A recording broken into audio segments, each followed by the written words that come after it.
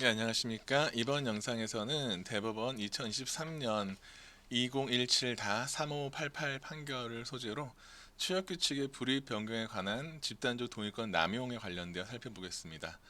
먼저 이 판결의 배경을 좀 살펴보면은 이 판결이 있기 전까지 취업규칙의 불이익 변경 시 근로기준법이 요구하는 그 불이익 변경에 대한 집단적인 동의가 없더라도 사회통념상 합리성이 있는 경우에는 예외적으로 효력이 있다라는 판결이 유지가 되었습니다. 다만 그 판결 같은 경우에는 이제 사실 일본의 판례 법리를 좀 차용한 것인데 일본 같은 경우에는 취업규칙 불이익 변경의 동의라는 절차를 알지 못해요. 그런 맥락에서 합리성이라는 기준을 가지고 불이익 변경을 통제한 일본의 법리가 한국에서 이제 한국 실정법상 89년 근기법 개정으로 명문으로 취업규칙 불이익 변경 동의라는 절차 요건이 도입된 한국 환경에서 맞지 않는다라는 학계의 비판이 많았고요. 그 비판이 이제 그 판결을 통해 수용된 판결이라서 학계에서는 대부분 환영하고 있는 입장입니다.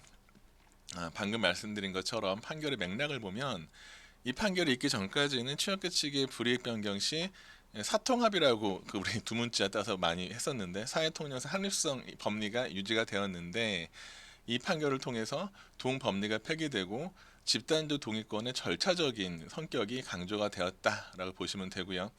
관련 규정을 먼저 살펴보면은 뒤에 이제 판결 요지에서 언급이 되겠습니다만 이제 이 판결은 이제 보통들 전합 판결로 기존 법리를 폐기할 때 기존 법리의 부당성을 좀 성실하게 논증을 하고 있거든요.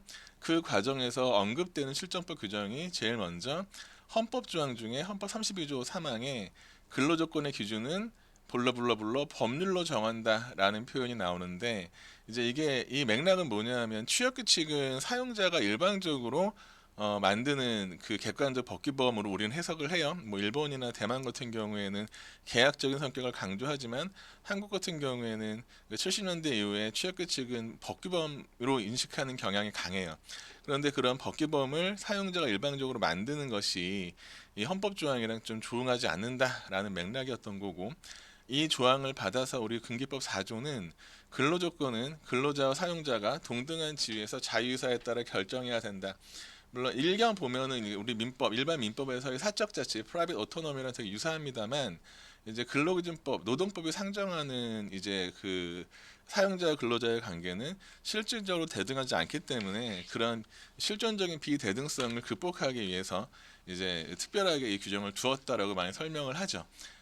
사실 근기법 이 4조 조항이랑 취업규칙 제도 자체가 조금 조응하지가 않죠. 취업규칙이란 건 본질적으로 사용자가 정하는 것이니까 보통 취업규칙의 정의를 법에 안 쓰고 있습니다만 사용자가 일방적으로 근로조건이나 복무규율에 대해서 집단적으로 규율한 규범이라고 우리는 이해한단 말이죠.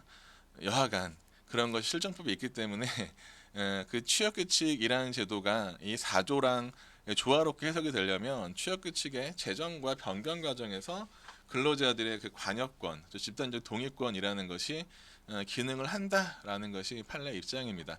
한편 94조 1항 조항은 이제 이 조항이 이제 해석의 대상이 되는 핵심적인 조항인데 근기법 94조 1항은 사용자는 취업규칙 작성 변경 시 해당 사업 또는 사업장에 근로자 과반수로 조직된 노동조합이 있는 경우 과반수 노조가 있을 때는 해당 노조 없을 경우에는 근로자 과반수 주의하실 부분이 근로기준법상 이 조문 말고 대부분의 조문들은 이제 근로자 대표를 얘기할 때 과반수를 대표하는 자라는 representative라는 표현을 쓰는데 취업규칙은 그렇게 하지 않고 근로자 과반수를 집단적으로 전부 동의를 받아야 되는 거예요. 그럼 이 동의받는 방법이 이렇게 이제 판례에서 요구하는 것은 본질적으로는 회의 방식으로 과반수 이상의 근로자가 회의를 통해서 집단적인 의사를 형성하고 그걸 통해 동의하는 방법인데 물론 이 판결 말고 다른 이제 참고도 판결을 보게 되면은 근로자 수가 많을 경우에는 이게 회의체를 거치지 않고 부서별로 의견을 집약하는 건 가능하다.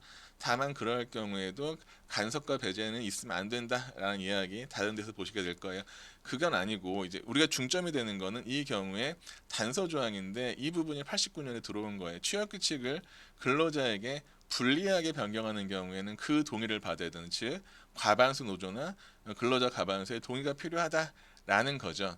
이제 좀 이론적으로 설명을 하면은 일본 같은 경우에는 취약계 측의 불이익 변경을 절차를 통제하는 게 아니라 내용을 통제하는 거죠. 그 내용이 사회통념 합리성이 있으면 허용된다가 일본의 어프로치라면 우린 그 내용을 보는 게 아니라 불리하다 그러면 그 절차적인 정당성, 민주적 정당성을 전 그런 표현도 좋아하지만 어찌 되었든 기존의 규범을 불리하게 바꿀 때에는 그 규범의 수범자인 수규자인 근로자들의 집단적인 동의가 필요하다라는 것이 이 규정의 취지였어요.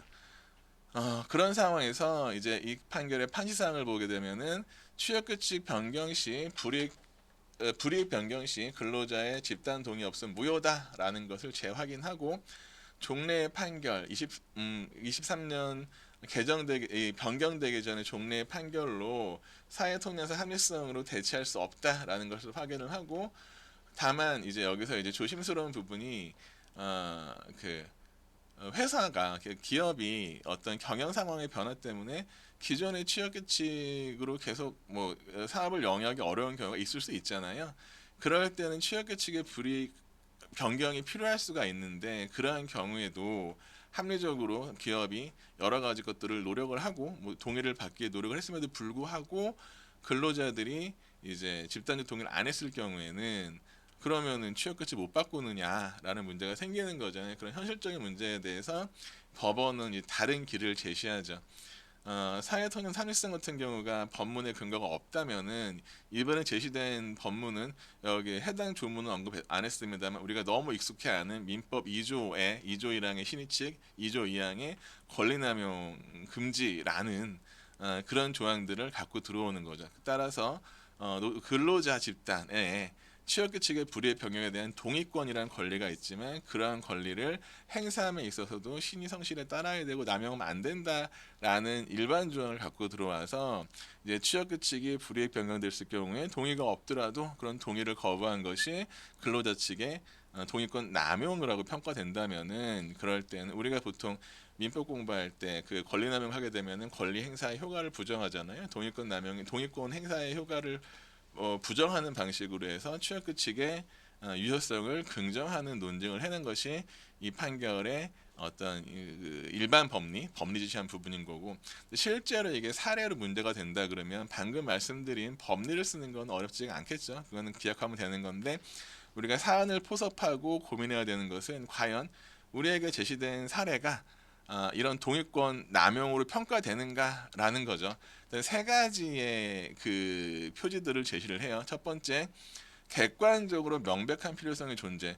보통들 경영 상황 악화라든가 뭐 이제 뭐 그런 경영 상황이 악화되었다든가 아니면 뭐 그런 것들 회사가 취업 규칙을 변경해야 되는 어떤 필요성이 객관적으로 존재해야 된다. 객관적인 요건으로 전 이해를 해요.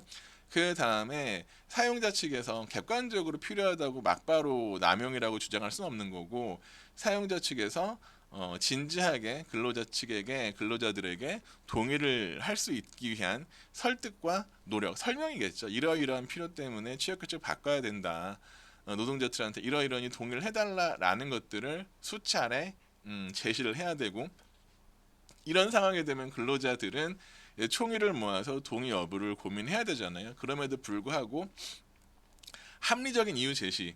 사용자 너희가 말하는 설득은 타당성이 없어. 우리가 생각하기에는 그런 건 아닌 것 같아. 라는 이유 제시가 없이 그냥 만연히 그냥 이걸 거부했다. 라는 사정이 다 존재해야 돼요. 이 모든 게 존재한다. 이 모든 게 존재하는 걸 전제로 종합적으로 멀티팩터 테스트를 해야 되는 거죠. 직권으로 이제 법원이 판단을 한다라는 얘기는 뒤에 붙는데 이건 뒤에 잠깐 설명하겠습니다만 이 판결에 나온 맥락은 사실 그 전까지 사회통념 합리성 그런 거 주장되던 상황에서 이제 사실심이 진행됐기 때문에 당사자 측에서 사용자 측에서 이제 권리남용 얘기를 주장 안 했겠죠. 그런 경우에 당사자가 주장 안 한 쟁점을 법원이 판단할 수 있느냐, 변론주의에 반하는 게 아니냐라는 시비가 있을 수 있으니 대법원에서는 이러한 신의칙과 그 권리남용이라는 것은 일종의 강행법규이기 때문에 당사자가 명확한 주장이 없더라도 그것은 법원이 법을 해석 적용하는 데 있어서 고려할 수 있다. 직권 판단 가능하다라는 말이 제일 마지막에 첨언된 걸로 전 이해하고 있어요. 이제 판결의 내용으로 들어가 볼게요. 두 가지 구성 부분이 있는데 첫 번째는 사회통념 산립성 법리가 폐기되고 집단적 동의권 남용의 법리가 채택된 경위를 성실히 논증하고 있어요. 볼게요. 사용자가 취업 규칙을 근로자에게 불리하게 변경하면서 집단적 의사결정 방법에 따른 동의를 받지 못한 경우, 이건 문제되는 상황이죠. 보통 사실관계 이런 게 제시가 되겠죠. 그럴 경우에는 이제 근로자 노동조합의 집단적 동의권을 남용했다라고 볼 만한 특별한 사정이 없는 한 예외적으로 이제 집단적 동의권이 이제 남용될 경우에 이거 남용이라는 말을 써줘야 되겠다. 예외가 될 수 있다라는 말을 쓰고 있는 것이고, 해당 취업규칙의 작성 또는 변경에 사통합이 있다는 이유, 사회통념상 합리성이 있다는 이유만으로 유효성을 인정할 수 없다. 이 판결 이전에 상당히 오랫동안 법원 유지되었던 사회통념 합리성 법리가 폐기되는 거죠. 이유는 다음과 같다. 논증 부분인 거고요. 우리가 사례 풀 때 이제 이 아래에 있는 논증을 전부 성실하게 제시할 필요는 없겠죠. 축약해서 쓰면 될 텐데, 이 부분 첫 번째 조문을 써줘야 돼요. 32조 3항 근기법 4항, 그 다음에 94조 1항의 취지에 비추어 볼 때 불리한 변경에 대해서 동의권을 가지는 것은 사용자의 권한에 대한 한계를 설정하고, 이거 되게 중요한 의미인 거가, 취업 규칙을 작성할 수 있다, 사용자가 일반으로 작성한다라는 것 자체가 사실은 조금 어색하단 말이에요. 근로조건은 대등하게 결정해야 되는데 사용자가 일방적으로 결정해 어색하지 않아? 그런 어색한 제도가 어떤 그 합헌성 내지 합법성을 유지하기 위해서는 한계 설정을 해야 된다. 그런데 우리 입법은 근로자의 집단적 동의란을 통해서 적어도 불리하게 변경될 때에는 그 한계를 정하고 있다. 따라서 이런 한계를 정하는 것은 그냥 만연하게 넘어갈 수 있는 게 아니라 근로조건 대등 결정의 원칙, 근기법 4조의 원칙을 실현하는 데 중요한 의미가 있다. 이건 절차적인 권리다. 따라서 이것을 사통합으로 대체할 수 있는 것은 아니다. 핵심적인 논거죠. 법문에 따라서. 두 번째는 이제 89년에 개정된 맥락을 쓰고 이걸 뭐 답안지에 다 현출할 필요 없을 거예요. 하면 다만 이제 89년에 근기법에 불이익 변경 동의가 들어온 취지를 고려할 때 이런 집단적 절차는 요식이 아니다. 요식적인 절차 이상이다. 단순하게 그냥 이걸 절차로서 요식이 있는 게 아니라 그 이상의 중요한 의미를 갖는 유효 요건이다 라는 표현을 기억해 주시면 좋을 거예요. 이건 넘어갈게요. 그 다음에 다만 노동조합이나 근로자가 이러한 동의권을 남용하였다고 볼 만한 특별한 사정이 있는 경우에는 유효성을 인정할 여지가 있다. 이거는 정말로 불가피하게 인정될 수밖에 없는 게, 사실은 어떠한 객관적인 법규범이라는 것이 이게 사회 경제적인 환경과 조응하지 않을 때는 그 정당성이 유지되기 어렵잖아요. 그럼에도 불구하고 취업규칙의 변경이 너무 경성화되어서 못 바꾼다 그러면은 사실은 그건 기업뿐 아니라 근로자에게도 롱텀으로 불이익이 발생할 수 있을 거라고 저는 생각을 해요. 회사를 더 못하게 될 수도 있는 거잖아요. 그러면 고용 안전이 해칠 수 있는 거잖아요. 그런 걸 고려할 때 이제 형평성 형평 사회적인 형평 등을 고려해서 이제 우리가 예상하고 있는 백지규범인 민법 2조의 권리남용 금지의 원칙을 통해서 그러한 재반 이해관계를 조정하겠다라는 것을 인정하는 걸로 전 이해를 하고 있어요.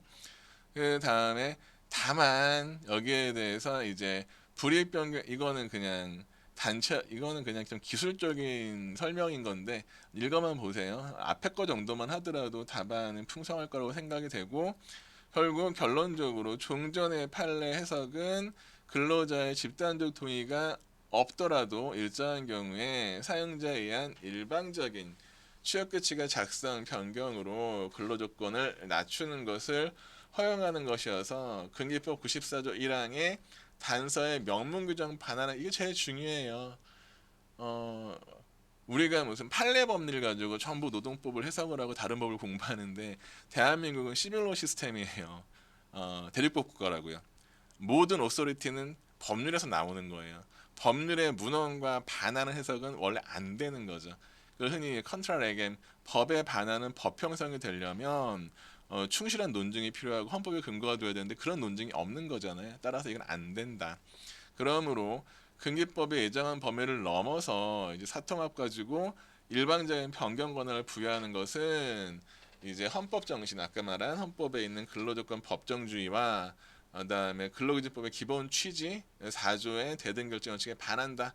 전 방금 같이 본 사통합 폐기, 집단적 동의권 남용이라는 법원의 이제 일련의 판단에 대해서는 완전히 동의하는 입장이고요. 뭐 기억하기 어렵지 않을 거예요. 사실 커먼 센스 상식에 되게 부합하는 논쟁이잖아요. 그러니까 이걸 여러분들의 이제 이해에 따라 숙지하시면 좋을 것 같고, 문제는 이 다음에 나올까 실제 케이스에서는 쟁점이 되고 사안의 포섭이 좀 근거가 돼야 되는, 그 사안의 포섭 시 고려해야 되는 부분이, 그러면 지금 방금 법원이 제시한 집단적 동의권 남용이라는 어떤 일반적인 이야기들이 어떻게 구체화될 것인가. 앞에 언급했지만 세 가지 단계를 나누어요. 첫 번째, 이건 일반론, 신의성취를 권리남용에 따라야 되고, 따라서 남용할 경우에는 이제 그 동의가 없더라도 유의할 수 있다. 여기서 동의권을 남용한 경우는 한 세 가지를 나누죠.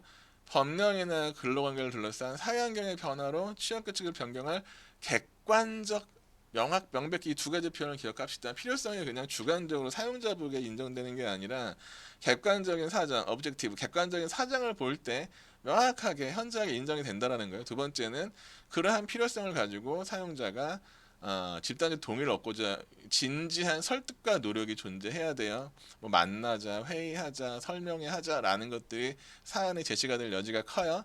그렇게 될 경우에 근로자들이 거기에 대해서 내부적으로 합리적인 의사소통을 통해서 이걸 택할 건지 아니면 거부할 건지를 고려해야 되는데, 뭐 그 정도의 노력을 기울이지 않고 만연하게 이유 없이 네 말 안 듣겠어, 우린 이걸 유지할 거야라고 고수하는 사정이 보인다. 이 세 가지가 있다고 해서 자동으로 동의권 남용이 되는 게 아니라 종합적으로 판단해야 되고, 게다가 그 판단은 굉장히 엄격해야 된다. 왜냐하면 보세요. 강행복규에 요구된 것을 신의칙으로 벗어나는 판단이죠. 우리가 민법 2조의 신의칙이라는 것이 강행복규랑 다른 강행복규를 넘어서는 효력을 인정하는 건 되게 엄격할 수밖에 없는 거잖아요. 강행법규에 따라서 요구되는 걸 안 하는데 그것을 신의칙으로 안 해도 된다라는 말이 필요는 하겠습니다만 그 널리 인정될 수 없는 거잖아요. 그런 맥락에서 엄격해야 된다라는 건 굉장히 중요한 요청이에요. 이러한 것들이 다 인정되더라도 동의권 남용으로 인해서 강행법규를 벗어나는 절차적인 요건을 벗어나는 것은 막 널리 인정되지는 않을 거예요. 이 판결이 이제 올해 그 노동법학회에서 핵심 판결로 추가가 되었습니다만 아직은 이제 이게 좀 뭐 출제하게 뭐 취하지 않은 사항이 뭐냐면 그게 파기환송된 판결이고 뭐 확정이 아직도 안 됐기도 했거니와 이 판결을 적용해서 구체적인 사실관계를 다투어서 명확하게 이러이러한 거는 돈이권 남용이야, 돈이권 남용이 아니야라는 사례군들이 좀 집적되진 않았어요. 그래서 이제 아직 우리가 뭐 관련된 사례군들을 명확하게 만들기는, 사례 케이스를 만들기에는 조금 아직은 조금 어려운 단계이긴 해요. 제가 좀 별 얘기를 다 하고 있습니다. 이 사례 문제는 그래서 그냥 제가 그냥 간단하게 만들어 본 사례, 어디 판례 근거는 아니에요. 봅시다. A 회사는 취업규칙에 정기상여금 연 800만 원을 분기별로 균등분할, 흔히 말하는 이제 그 분기별로 하니까 3, 6, 9, 12월 달마다 200씩 지급되겠죠. 그런데 최근 원자재 가격 상승, 수주 물량 감소로 경영 악화. 앞에서 언급한 걸로 이건 적어도 취업규칙 개정의 객관적인 필요성 인정될 것 같아요. 첫 번째, 외부 상황이잖아요. 이렇게 되자 인건비 절감을 위해 정기상여금을 연 400으로 반 줄이는 거죠. 삭감하는 취지의 변경을 추진하면서 대상 조치, 반대급부로 성과급을 신설하여 회사 이익이 일정 수준 이상이면 성과급을 추가로 지급하겠다.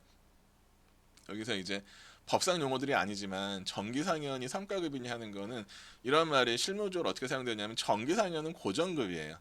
이거는 고정급이기 때문에 이건 통상임금에 들어가죠. 나중에 보게 되면. 다음에 성과급이라는 건 변동급인 거죠. 이 변동급은 한국에서도 많이 요즘에 프로핏 쉐어링, 프로핏 뭐 인센티브 그런 말 쓰이지만 일본식의 일식은 보너스 제도라고 보면 되고, 뭐 미국에서는 인센티브라고 불리우는 것들이 여기에 속해요. 이런 것들은 실제로 어떤 정액이 어떤 시기에 지급되는 것이 확약되어 있는 것이 아니라 회사의 경영상 평가 이윤이나 뭐 그런 것들을 평가해서 지급하는 거기 때문에 지급 여부 자체가 결정되어 있지 않죠. 그런 측면에서 이것은 흔히 통상임금에 들어가지 않는 걸로 명확히 인정이 되고, 그건 나중에 판례도 보게 될 거예요. 여하간 이런 상황에서 A 회사의 근로자 과반수로 조직된 비노동조합은 동의의 주체가 비노조가 된 게 명확하죠. 정기상여금은 고정보수로 근로자의 생활 안정에 필수적이다. 스테이블한 생활을 위해서 필수적이다. 그런데 회사 이익에 따라 지급 여부가 가변적인 성과급 신설은 보전성이 약하다. 뭐 사실 그리고 뭐 상상력을 발휘해 보면 회사 어렵다며요. 회사가 지금 수주 물량이 감소고 어려운데 상여금 좀 줄였다고 해서 이윤이 날까? 안 날 가능성이 크죠. 그러면 사실 이건 당분간은 적어도 이런 성과급이 지급될 가능성이 별로 안 커 보이잖아요. 그렇게 그런다면은 이걸로 반대하는 게 합리성이 있나 없나라는 걸 우리가 생각해 볼 수 있는 거예요. 그러니까 지금 방금 노동조합이 나는 뭐 공산당이 싫어요 하는 식으로 나는 성과 감히 못하겠어요가 아니라 이유를 제시하잖아요. 근거를 제시하잖아요. 그냥 400만 원이라는 건 고정급이라서 어떠한 생활 보장이 되는 건데 이걸 반으로 줄이는 거는 이제 생활 보장이 안 된다. 그러니까 성과급이라는 건 지급 여부도 불확정하다. 좀 더 우리가 상상력을 발휘해 보면 정기 상여금은 기본적으로 통상임금에 해당되는 것이다. 그건 소정근로의 가치인 것이고 상여금을 삭감한단 말하지만 이건 기본급 삭감의 기본급의 삭감과 다르지 않다. 뭐 그런 말을 써주면 사안의 어떤 포섭이 더 풍성해지겠죠. 물론 뭐 여러분들이 이제 답안에 이런 모든 것들을 다 적어내지 않으시더라도 충분히 그 고득점할 수 있어요. 제가 지금 수업 시간에 얘기하는 건 이 영상을 통해 말하는 거는 사안의 포석 과정에서 출제자가 문제 제시한 사실관계 하나하나를 그냥 만연히 넘어가지 말라는 거예요. 그냥 정계상여금, 고정보수, 생활안정 그런 말이 나오면 적어도 출제하는 사람이 이 짧은 문제 속에서 사안의 포석 과정에서 어떤 것들이 나오면 좋겠거니라는 걸 좀 생각을 할 수 있다라는 걸좀 엿보시라고 말씀을 드리는 거고 하여간 이런 맥락에서 A 회사는 비노자 세 차례 교섭했다. 이 정도면 진지하고 성실하게 노력한 거 맞지 않을까요? 그리고 경영 자료와 자구책 등을 제시하며 설득했다. 이것도 가능해 보이죠? 그런데 비노동조합은 어떠한 경우에도 삭감 동의는 불가하다며 일체의 절충을 거부하였다. 결국 회사는 노동조합의 동의 없이 취규를 개정하여 상여금 삭감을 시행하였다. 이후 A회사의 근로자인 갑은 집단적 동의 없는 취급 불이익병은 무효라면서 종전 규정에 의한 상여금 지급을 구하는 소를 제기하였다. A회사의 근로자 갑이 집단적 동의 없는 취급 불이익병은 무효라며 A회사의 종전 규정에 따른 상여금 지급을 주장한다. 이 주장은 정당한가 정도의 이제 이 정도 난이도가 보통 변호사 시험에 나올 수 있는 난이도랑 크게 다르지는 않은 것 같아요. 어렵게 안 내거든요. 변실을 우리가.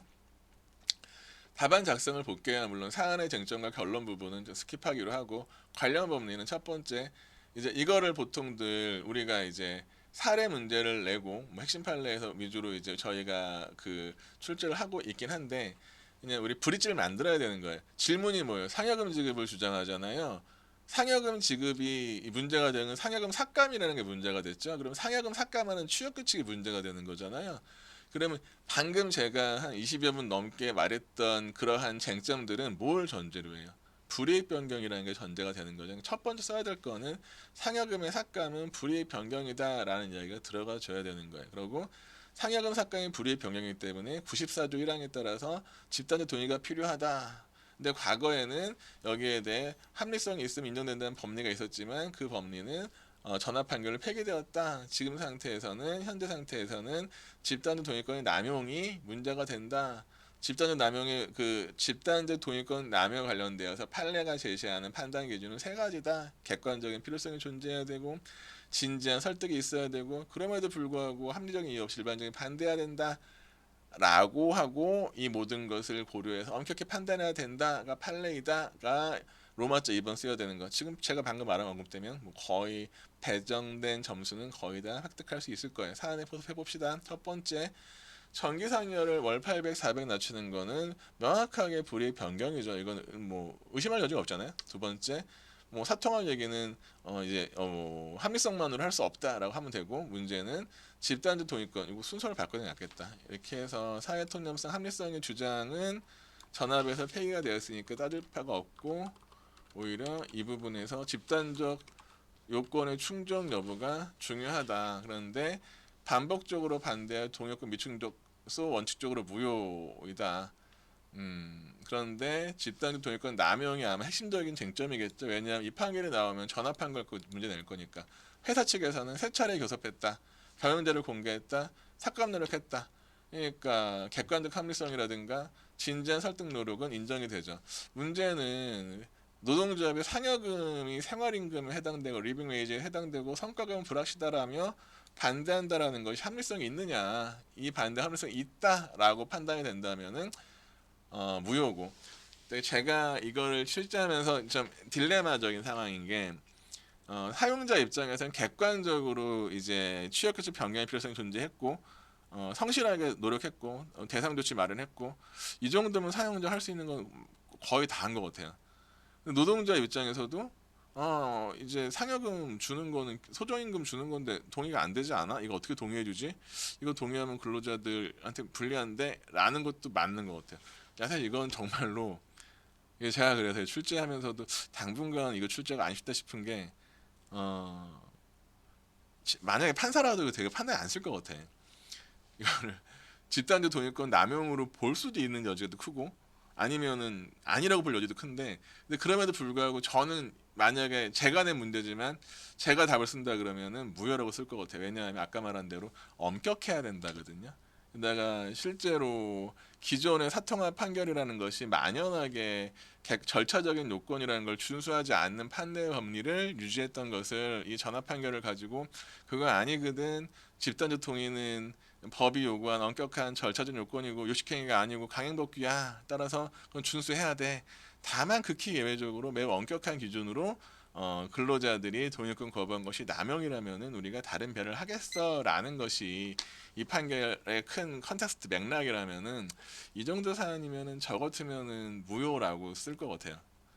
근데 다만 이런 문제 내면 안 되지 않나? 이렇게 답안이 갈리는 거는 평가 채점할 자신이 있으신가? 그런 생각이 들겠죠. 수험자 입장에선. 그래서 아직은 이게 조금 출제하기에는 판례 누적이 많진 않지만 여하간 법리 자체는 굉장히 매력적인 설시들이에요. 그러니까 잘 공부해 두시면 좋을 것 같아요. 예, 수고하셨습니다.